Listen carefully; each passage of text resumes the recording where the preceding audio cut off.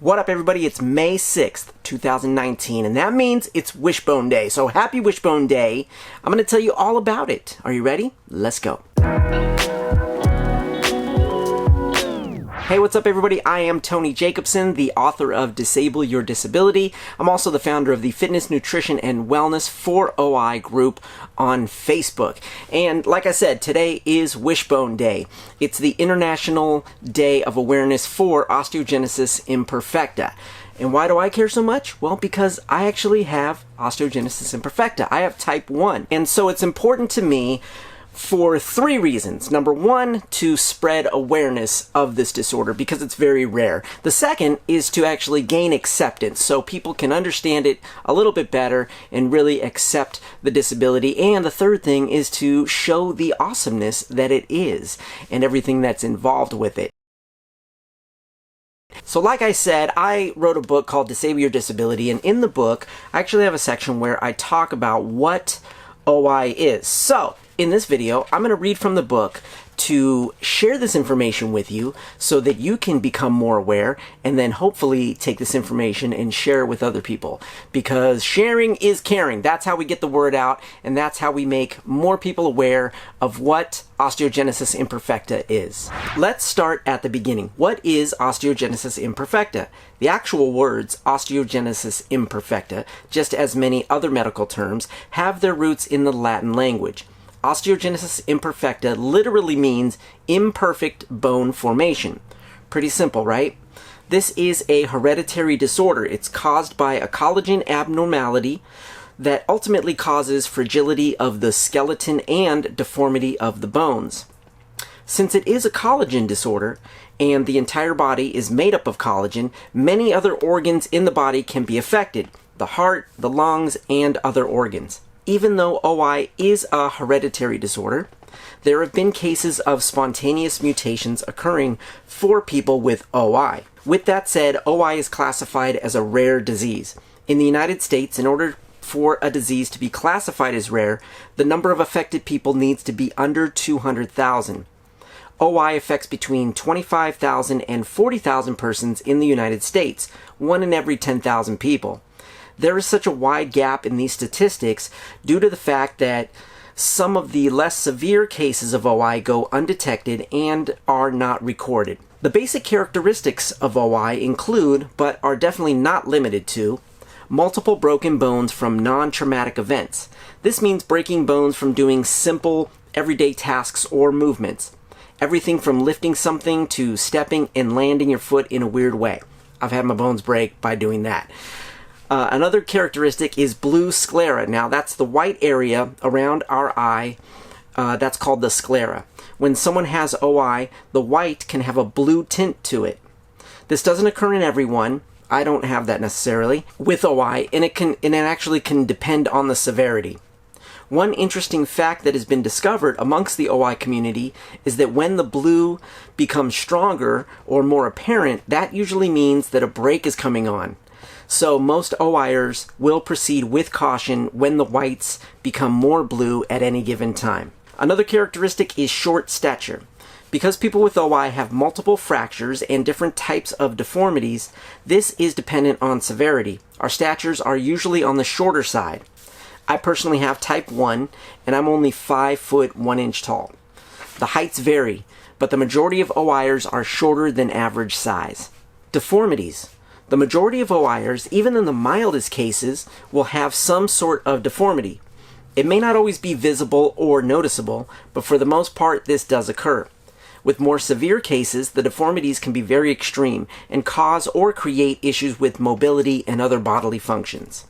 According to Dr. Eric T. Rush, who is a pediatrics, internal medicine, and orthopedic surgeon who has studied many years OI and who is well versed in this, there are 18 types of OI based on the combination of molecular and or phenotypic distinctions. The types are not classified by severity, but by this mutation type. What this means is that the classifications are not in sequential order based on severity. Type 1, which is what I have, is mild, while type 2 is the most severe and deadliest form. Type 3 is severe, and type 4 is closer to type 1. and so on. There is evidence in medical literature of a fragile bones disorder dating back to ancient Egyptian times. There are bones of an Egyptian child dated somewhere around 1000 BC that have signs that the child may have had fragile bones due to the stature and deformities in the bones. Also, there was a man called Ivar the Boneless, who was a great warrior and army leader in 850 AD. He was said to be very short in stature and to break his bones easily. I know there's a History Channel special about Ivar, so maybe you've seen that one. The term Osteogenesis Imperfecta was first used in the Handbook of Pathological Anatomy, written in 1849 by William Vrolijk, professor of anatomy at the University of Amsterdam. So what does OI do in the body? How does it work biologically? In the normal bone formation, collagen, which is a protein, is produced by the body and begins to braid together. These braids then stack together to form the bone matrix. We can think of the bone matrix as a framework. Once the bone matrix is complete, two other cells come into play: osteoblasts and osteoclasts. Osteoblasts are the cells that make more bone within the bone matrix by attaching to and filling in the framework. Osteoclasts, on the other hand, actually take bone away. This process of creating bone and taking bone away is known as bone remodeling. Our bodies are in this process constantly. In someone with OI, the defect starts at the collagen level. The braid of the collagen is malformed. Because of this, as the collagen stacks up, the framework becomes unstable. With an unstable framework, the osteoblasts, those are the ones that create bone, don't have a solid place to attach to, so new bone can't be formed. No matter how many new osteoblasts are introduced, there simply won't be a suitable foundation for them to create the new bone. That's why when people suggest, and thank you for your concern, that someone with OI should just drink more milk or take extra calcium supplements, that's not necessarily going to help our bones. As of the writing of this book, there is no cure for OI. The main focus and concern is to reduce fracture rate and increase bone density as much as possible.